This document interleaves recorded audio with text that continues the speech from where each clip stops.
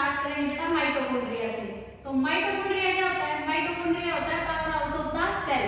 क्या होता है mitochondria? Power house of the cell. और जो माइटोकॉन्ड्रिया होता है वो एक एंडोसिम्बायोट होता है। क्या होता है? एंडोसिम्बायोट।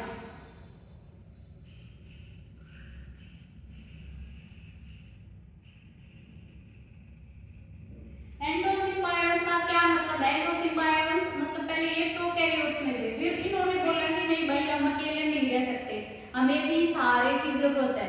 तो यूकैरियोट्स को बोला कि हमें अपने साथ रख लो, तो हम आपको एनर्जी बना के दे देंगे। तो उसके बाद क्या होगा? माइटोकॉन्ड्रिया प्रोकैरियोटिक और यूकैरियोटिक दोनों में। तो माइटोकॉन्ड्रिया क्या होता है? एंडोसिम्बायोटिक। और क्या होता है? Power house of the cell. Power house of the cell. ठीक है, ये है बेटा माइटोकॉन्ड्रिया का स्ट्रक्चर। तो माइटोकॉन्ड्रिया में क्या क्या प्रेजेंट होता है? आउटर मेम्ब्रेन होती है, इनर मेम्ब्रेन होती है। तो जो आउटर मेम्ब्रेन और इनर मेम्ब्रेन के बीच में जो स्पेस होता है उसको क्या बोलते हैं बेटा? Inter membranes space. ये क्या हमारी आउटर मेम्ब्रेन है, ये क्या है? इनर मेम्ब्रेन है। इन दोनों के बीच में जो ये स्पेस है इसको बोलते हैं इंटर मेम्ब्रेनस स्पेस। ठीक है, फिर जो इनर मेम्ब्रेन होती है, इनर मेम्ब्रेन की ऐसी फोल्डिंग्स होती है। जो इनर मेम्ब्रेन होती है बेटा वो आउटर मेम्ब्रेन से बड़ी होती है, तो वो फोल्ड्स में होती है ताकि सरफेस एरिया इंक्रीज कर सके। वैसे क्या होती है? साइज में बड़ी होती है आउटर मेम्ब्रेन से, तो आउटर मेम्ब्रेन के अंदर फोल्ड्स में होती है वो। तो जो ये फोल्ड्स होते हैं इसको क्या बोलते हैं? क्रिस्टे। जो फोल्ड्स होते हैं बेटा इनर मेम्ब्रेन के उनको क्या बोलते हैं? क्रिस्टे। फिर सवाल आता है कि जो माइटोकॉन्ड्रिया होता है, क्या माइटोकॉन्ड्रिया के पास खुद का डीएनए है या नहीं है? तो जो माइटोकॉन्ड्रिया होता है बेटा उसके पास अपना खुद का डीएनए होता है, किसी के ऊपर डिपेंड नहीं है वो। Mitochondria has its own DNA. और उसके पास एटीपी सिंथेज एंजाइम्स होते हैं जिनको ऑक्सीसोम्स बोलते हैं। एटीपी सिंथेज एंजाइम होते हैं ऑक्सीसोम्स। वो किसमें हेल्प करते हैं बेटा? एटीपी प्रोडक्शन में हेल्प करते हैं। ठीक है, राइबोसोम होते हैं। राइबोसोम कौन से होते हैं? 70S या 80S। तो जो राइबोसोम्स होते हैं माइटोकॉन्ड्रिया में वो होते हैं हमारे 70S राइबोसोम्स। ठीक है, उसके बाद है मैट्रिक्स। तो ये जो मैट्रिक्स होता है, मैट्रिक्स के अंदर माइटोकॉन्ड्रिया में कौन कौन सी क्या क्या होता है हमारे पास? एक तो क्रेब्स साइकिल और एक लिंक रिएक्शन। तो ये आ गया कि लिंक रिएक्शन कहां पे होती है? Matrix of mitochondria. Krebs cycle matrix of mitochondria. ठीक है, उसके बाद और क्या होता है?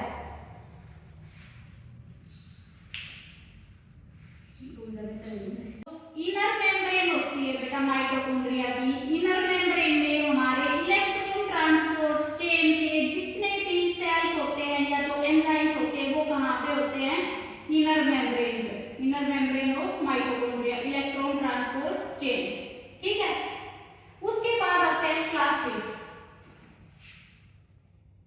जो प्लास्टिड्स होते हैं वो कहां पे होते हैं हमारे? अगर लाइन किया जाए कि plastids are present in all plants, is it true और फॉल्स?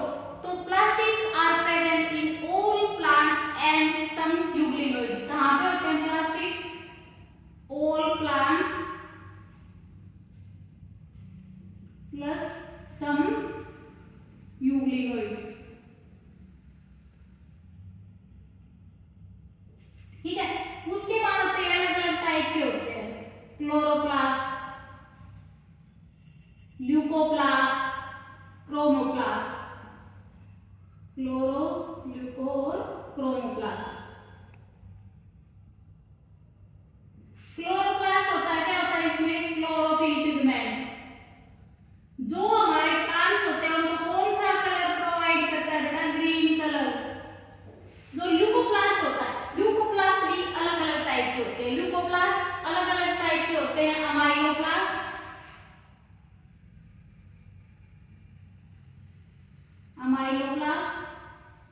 इलायोप्लास्ट और एनियोप्लास्ट।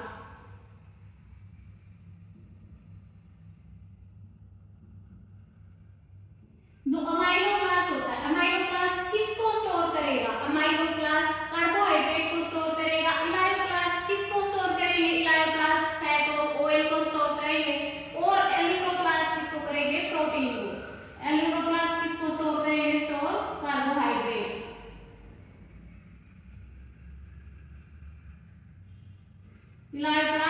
Fats plus oils.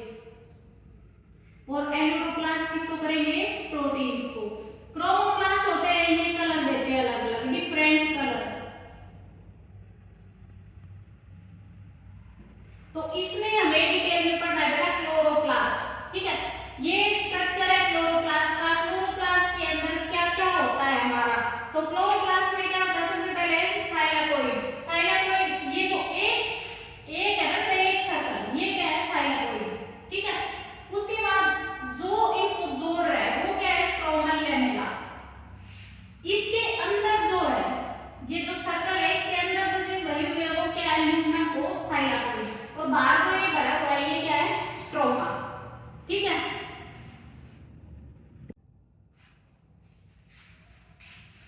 और ये जो चारों एक साथ मिल गए हैं थाइलाकोइड, तो इनको क्या बोलेंगे? ग्रेना। क्या बोलेंगे? ग्रेना। अब जो ये थाइलाकोइड होता है, थाइलाकोइड जो होता है बेटा, इसमें नॉन साइक्लिक फोटोफॉस्फोरिलेशन होता है। तो कौन सा होता है? Non cyclic phosphorylation. Non cyclic phosphorylation. Non cyclic क्यों होता है इसमें? क्योंकि इसके पास फोटोसिस्टम 1 और 2 दोनों प्रेजेंट होते हैं। फोटोसिस्टम 1 और फोटोसिस्टम 2 दोनों प्रेजेंट होते हैं बेटा थाइलाकोइड के पास, ठीक है। उसके बाद जो स्ट्रोमा है हमारे पास, स्ट्रोमा में क्या होता है? जो स्ट्रोमा है उसमें क्या होता है? और स्ट्रोमल लेमेला में क्या होता है? इसके पास फोटोसिस्टम 1 प्रेजेंट होता है ओनली, स्ट्रोमल लेमेला के पास। तो इसमें कौन सा होता है? Cyclic photophosphorylation. साइक्लिक फोटोफॉस्फोरिलेशन,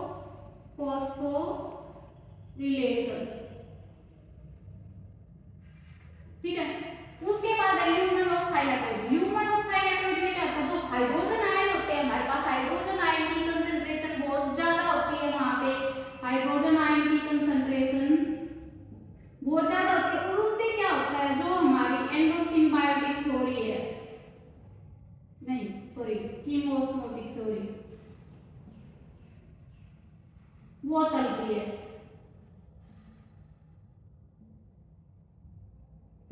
ठीक है। उसके बाद आता है जो स्ट्रोमा होता है। स्ट्रोमा में क्या होता है? स्ट्रोमा में C3 साइकिल, C3 और कैल्विन साइकिल, ठीक है। तो देखो इसमें क्या, सबसे पहले क्या पढ़ा हमने? माइटोकॉन्ड्रिया। माइटोकॉन्ड्रिया को क्या बोलते हैं? Power house of the cell. और ये एंडोसिम्बायोट होते हैं। एंडोसिम्बायोट क्यों होते हैं? क्योंकि ये पहले प्रोकैरियोटिक में थे, उसके बाद क्या बोला इन्होंने? हम अकेले नहीं रहेंगे, हमें भी साथी चाहिए। तो ये किसमें आ गई? यूकैरियोटिक में। उसके बाद माइटोकॉन्ड्रिया में आउटर मेम्ब्रेन होती है, इनर मेम्ब्रेन होती है। दोनों के बीच में जो स्पेस होता है उसको क्या बोलते हैं? Intermembranous space. उसके बाद क्या आता है? जो इनर मेम्ब्रेन होती है उसके पास हमारे जितने भी इलेक्ट्रॉन ट्रांसपोर्ट चेन की सेल्स होती है, जो एंजाइम्स होते हैं, वो इनर मेम्ब्रेन ऑफ माइटोकॉन्ड्रिया के पास होते हैं, ठीक है। उसके बाद सवाल आता है कि माइटोकॉन्ड्रिया के पास खुद का डीएनए होता है या नहीं होता है? तो जो माइटोकॉन्ड्रिया होता है उसके पास खुद का डीएनए होता है। राइबोसोम्स होते हैं, नहीं होते? राइबोसोम्स होते हैं। कौन सी टाइप के राइबोसोम होते हैं माइटोकॉन्ड्रिया में? 70S टाइप के राइबोसोम्स होते हैं, ठीक है। उसके बाद आता है एटीपी सिंथेस, ऑक्सीसोम्स बोलते हैं इनको बेटा, ऑक्सीसोम्स। और ये किसमें ऐड करते हैं? Production of ATP. किसमें ऐड करते हैं? Production of ATP. जो मैट्रिक्स होता है, मैट्रिक्स में क्रेब साइकिल होती है और लिंक रिएक्शन होती है। याद है क्रेब साइकिल कहां पे होती है? लिंक रिएक्शन कहां पे होती है? कहां पे होती है? मैट्रिक्स ऑफ माइटोकॉन्ड्रिया, ठीक है। उसके बाद पढ़ा हमने प्लास्टिड्स। प्लास्टिड्स किसमें होता है? जितने भी प्लांट होते हैं हमारे, सबके अंदर प्लास्टिड्स होते हैं और कुछ यूग्लिनोइड्स भी होता है। तो प्लास्टिड्स के टाइप अलग अलग, chloroplast, leucoplast, chromoplast. Chloroplast chlorophyll होता है, ग्रीन कलर देता है। ल्यूकोप्लास्ट व्हाइट होता है, कलरलेस भी बोल सकते हैं उसको। अमाइलोप्लास्ट, इलायोप्लास्ट और एलियोप्लास्ट। अमाइलो किससे रिलेटेड है? कार्बोहाइड्रेट। तो किसको स्टोर करेगा? ये कार्बोहाइड्रेट को। इलायोप्लास्ट फैट और ऑयल को स्टोर करेगा। एलियोप्लास्ट प्रोटीन्स को स्टोर करेगा। क्रोमोप्लास्ट अलग अलग कलर देता है, उसको अलग अलग कलर के लिए रिस्पॉन्सिबल होता है, ठीक है। उसके बाद आता है क्लोरोप्लास्ट का स्ट्रक्चर। तो जो क्लोरोप्लास्ट होता है इसमें क्या होता है? ये क्या है हमारे पास? एक है जो थायराइड। तो जो थायराइड होता है इसमें नॉन साइक्लिक फॉस्फोरिलेशन होता है थायराइड में। क्यों?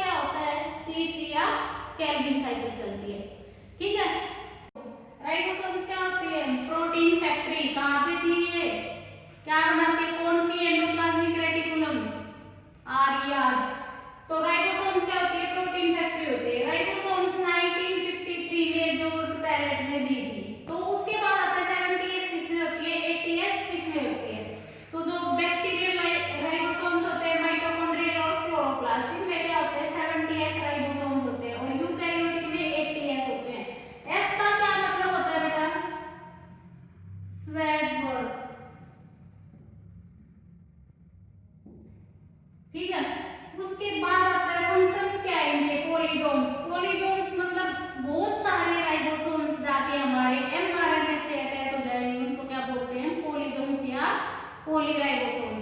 ठीक है, उसके बाद आता है साइटोस्केलेटन। साइटोस्केलेटन, साइटो मतलब सेल, सेल का स्केलेटन, साइटोस्केलेटन। तो जो साइटोस्केलेटन होता है वो किससे बना हुआ होता है हमारा? Made up of extremely minute proteinaceous fibres. यह आ जाएगी किससे बना हुआ होता है? तो प्रोटीनेशियस फाइबर से, प्रोटीन से। उसके बाद आता है ये सिर्फ यूकैरियोटिक सेल्स में होता है साइटोस्केलेटन, प्रोकैरियोटिक में साइटोस्केलेटन नहीं होता। उसके बाद है कि इसका काम क्या है? काम क्या है इसका? एसएमएस, स्पोर मोटिलिटी और शेप को मेंटेन करना। ठीक है, अलग अलग टाइप होते हैं साइटोस्केलेटन के, माइक्रोट्यूब्यूल, माइक्रोफिलामेंट और इंटरमीडिएट। जो माइक्रोट्यूब्यूल होता है, माइक्रोट्यूब्यूल होता है वो क्या होता है? होल होता है, खाली होता है, सिलेंड्रिकल शेप होती है उसकी। जैसे मान लो कितने होते हैं उसमें? 13 प्रोटोफिलामेंट्स होते हैं। 13 प्रोटोफिलामेंट अभी ये है, ऐसे ऐसे ऐसे ऐसे करके हम 13 ऐसे मार्कर जोड़ देंगे तो बीच में से क्या हो जाएगा? वो खाली हो जाएगा, तो उसको क्या बोलते हैं? माइक्रोट्यूब्यूल। कितने होते हैं? 13 पैरेलल प्रोटोफिलामेंट। प्रोटीन की कौन से प्रोटीन से बने होते हैं? ट्यूबुलिन प्रोटीन से। कौन से प्रोटीन से बने होते हैं माइक्रोट्यूब्यूल? इसके नाम ही है ट्यूबुल और ट्यूबुलिन प्रोटीन से। उसके बाद आता है बेटा माइक्रोफिलामेंट। तो जो माइक्रोफिलामेंट होते हैं वो क्या होते हैं? सॉलिड होते हैं। माइक्रोट्यूब्यूल क्या है? होल। माइक्रोफिलामेंट सॉलिड होते हैं, अनब्रांच्ड होते हैं। ये होते हैं road like filament. Road like filament. जो माइक्रोट्यूब्यूल होते हैं ना वो तो ऐसे होते हैं, सिलेंड्रिकल शेप। और जो माइक्रोफिलामेंट होते हैं वो ऐसे ऐसे ऐसे ऐसे ऐसे होते हैं, रोड लाइक स्ट्रक्चर। ये ऐसे ऐसे ऐसे जोड़ दो। ठीक है, उसके बाद आता है कि ये रोड लाइक फिलामेंट से बना हुआ इंटरमीडिएट। इंटरमीडिएट में क्या होता है? Helps in packaging of protein. और पैकेजिंग में कौन हेल्प करता है? हमारे हिस्टोन प्रोटीन्स। कौन से हेल्प करते हैं? Histone proteins, histone. ठीक है, उसके बाद आता है सीलिया और फ्लैजिला। सीलिया और फ्लैजिला कौन से ऑर्गन होते हैं बेटा? लोकोमोशन में हेल्प करते हैं। तो जो सीलिया होता है, सीलिया छोटा होता है, ओनली यूकैरियोटिक सेल में पाया जाता है सीलिया। और इसकी जो मूवमेंट होते हैं, जो पार्टिकल मूव करते हैं वो कैसे करते हैं? यूनिडायरेक्शनल मूवमेंट होती है सीलिया के अंदर। ठीक है, फ्लैजिला लंबे होते हैं। प्रोकैरियोटिक और यूकैरियोटिक, प्रोकैरियोटिक सेल का स्ट्रक्चर बड़ा हमने तब पढ़ा था कि इसके अंदर फ्लैजिला होते हैं। कौन कौन से उसके पार्ट होते हैं? फ्लैजिलिन प्रोटीन होता है, वो बेसल बॉडी, वो सब। ठीक है, तो फ्लैजिला जो होता है वो लॉन्गर होता है। प्रोकैरियोटिक और यूकैरियोटिक दोनों में पाया जाता है। 9+2 अरेंजमेंट होती है इसमें। कौन सी अरेंजमेंट होती है? 9+2 अरेंजमेंट होती है। ठीक है, उसके बाद आते हैं सेंट्रोसोम्स और सेंट्रियोल्स। सेंट्रोसोम्स जो होते हैं वो नॉन मेम्ब्रेन बाउंड ऑर्गेनली होती है। एक्सेप्शन है बेटा यूकैरियोटिक का। जो सेंट्रोसोम्स होते हैं वो नॉन मेम्ब्रेन बाउंड ऑर्गेनली होती है, और सारी यूकैरियोटिक में कौन सी होती है? मेम्ब्रेन बाउंड ऑर्गेनली होती है। बट जो सेंट्रोसोम होता है वो कौन सा होता है? Non membrane bound organelle. ठीक है, इसमें भी दो सेंट्रियोल अरेंज होते हैं। दो सेंट्रियोल अरेंज होते हैं, एक ऐसे होता है, एक ऐसे होता है, परपेंडिकुलर होते हैं एक दूसरे के। ठीक है, किस किस में होता है? Animal cell, fungi, algae. तो जो सेंट्रियोल्स होते हैं वो किसमें होते हैं? एनिमल सेल, फंजाई और एल्गी। प्लांट में क्या होता है? प्लांट में एक्सेंट होते हैं। प्लांट में क्या प्रेजेंट होती है? Cell wall. और एनिमल्स में सेल वॉल एब्सेंट होती है। ठीक है, उसके बाद structure of centriole. Cart wheel like structure होता है सेंट्रियोल्स का। कार्ट व्हील लाइक स्ट्रक्चर होता है। इसके अंदर basal body cilia plus flagella. Cilia plus flagella बनती है सेंट्रियोल्स के अंदर। ये आ जाए क्वेश्चन की सीलिया प्लस सीलिया फ्लैजिला कहाँ पे बन रही है हमारी? कहाँ पे बन रही है बेटा? सेंट्रियोल में। और ये स्पिंडल फाइबर्स से बनाता है। जब सेल डिवाइड करती है, सेल डिवाइड करते हैं उस टाइम पे सेंट्रियोल्स क्या करते हैं? हमारे स्पिंडल फाइबर्स बनाते हैं। और स्पिंडल फाइबर्स क्या करते हैं? काइनेटोकोर से अटैच थ्रू काइनेटोकोर्स। ठीक है, उसके बाद आता है बेटा न्यूक्लियस। न्यूक्लियस में क्या होता है? न्यूक्लियस के अंदर ये क्या प्रेजेंट है? हमारा न्यूक्लियोलस। न्यूक्लियोलस जो होता है वो नॉन मेम्ब्रेन स्ट्रक्चर होता है। न्यूक्लियोलस क्या होता है? Non membrane structure. न्यूक्लियोलस में किसकी सिंथेसिस होती है? किसकी सिंथेसिस होती है न्यूक्लियस में? आरआरएनए। ठीक है, ये क्या है?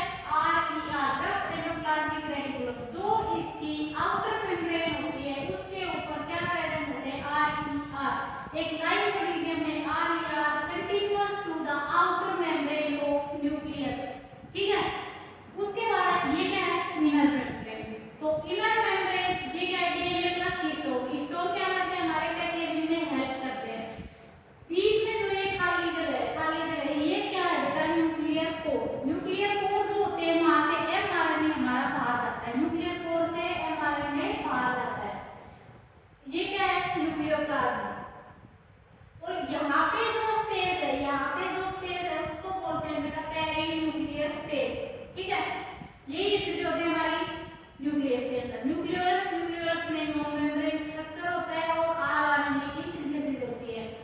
जो आउटर मेम्ब्रेन होती है उसके ऊपर क्या प्रेजेंट होते हैं हमारे RER continuous to the outer membrane. ये इनर मेम्ब्रेन होती है, इनर मेम्ब्रेन ये डीएनए प्लस हिस्टोन। हिस्टोन किसमें हेल्प करता है, हमारे पैकेजिंग में। न्यूक्लियर कोर है, जो न्यूक्लियर कोर के बीच में जो ये स्पेस है ये क्या है, न्यूक्लियर कोर। तो न्यूक्लियर कोर जो है वहां से क्या होता है, हमारा एमआरएनए बाहर निकलता है। और यहाँ क्या है, न्यूक्लियोप्लाज्म। और यहाँ पे जो स्पेस होता है वो होता है पेरीन्यूक्लियर स्पेस, ठीक है। उसके बाद आता है types of chromosome. Types of chromosome, अगर P और Q दोनों इक्वल है, ना कौन सी बड़ी है ना कौन सी छोटी है, दोनों इक्वल है, तो क्या होगा हमारा मेटासेंट्रिक। P इक्वल टू क्या होगा, तो क्या होगा हमारा मेटासेंट्रिक, ठीक है। उसके बाद इसमें ऊपर यहाँ पे सेकेंडरी कंस्ट्रक्शन होती है और सैटेलाइट डीएनए। सैटेलाइट डीएनए कैसे बनता है, रिपीटेटिव सीक्वेंस होती है। और सैटेलाइट डीएनए का हम किसमें यूज करते हैं, डीएनए फिंगरप्रिंटिंग में। किसमें करते हैं बेटा, डीएनए फिंगरप्रिंटिंग में, डीएनए फिंगरप्रिंटिंग, ठीक है। उसके बाद आता है सब मेटासेंट्रिक। सब मेटासेंट्रिक जिसमें Q बड़ा होगा और P छोटी होगी, P वाली जो आर्म है वो छोटी होगी और Q बड़ी होगी, वो होगी सब मेटासेंट्रिक। उसके बाद आती है कि P कुछ ज्यादा ही छोटी हो जाएगी Q से, P कुछ ज्यादा ही छोटी हो जाएगी Q से, उसको बोलेंगे एक्रोसेंट्रिक। और जिसमें P होगी भी, ओनली Q होगी, उसको क्या बोलेंगे, टीलोसेंट्रिक, ठीक है। उसके बाद है माइक्रोबॉडीज। माइक्रोबॉडीज में पेरोक्सिसोम और ग्लाइकोसिसोम। पेरोक्सिसोम जो फोटो रेस्पिरेशन में पार्टिसिपेट करते हैं, पेरोक्सिसोम जो फोटो रेस्पिरेशन में पार्टिसिपेट करते हैं। एंजाइम कौन से होते हैं उनके पास, कैटालेज एंजाइम, ठीक है।